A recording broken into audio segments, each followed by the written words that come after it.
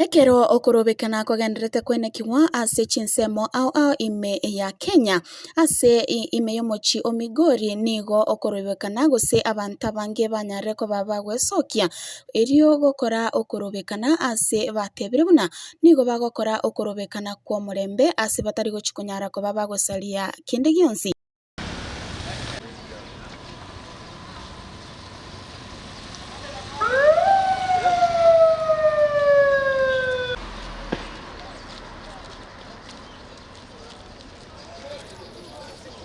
Asibaburirie abanyanyimbo barase chinsemecho gotabasiekera gose obonchorere bwabo ase batebire buna okorobekana oko nigo korengeti koyeria rigori ryobogima auna koyerigwa kwebinto ao ebyo bire rigori rire igoro ayaigana rubabwate bagokwana.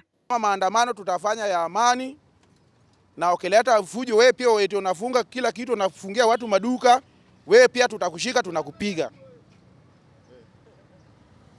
Baba alisema hivi, ni holiday.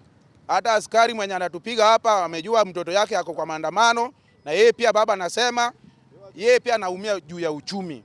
Sisi tunataka hii mambo ya uchumi irudi chini, Ruta tufunguzie kila kitu irudi chini, na akimaliza hakuna maandamano yenye tutafanya. Hiyo ndio niko naye. Jana nilisikia kama police boss wa Nairobi alikuwa anasema eti maandamano ni kinyume cha sheria.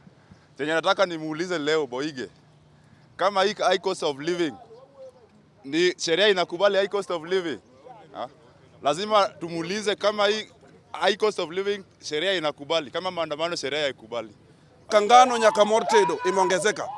Sasa tunaomba maaskari please mtuwie radhi tufanye maandamano yetu na amani, kwa sababu sisi kiongozi wetu ni Raila Amolo Odinga na ametuambia kwamba tufanye maandamano na tuko tayari kufanya maandamano. Kile hatutaki ni kwamba tusiharibu kitu ya mtu yoyote, kuingia kwenye duka la mtu, kuvunja kila kitu ya mtu, hiyo ndio hatutaki, na kuwasha moto barabarani. Otherwise nikisema hivi, maisha ni gumu kwetu.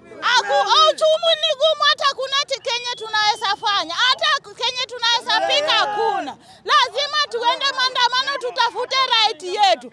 Tufanye maandamano kwa amani. Mapolisi utuache tufanye maandamano kwa amani. Lazima tufike mahali tunaenda. Lazima maandamano ifanyike.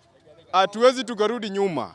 Na maisha ni ngumu, hadi tutafanya maandamano hadi wakati utafika useme basi utatoka kwa hiyo ofisi na tutakubembeleza.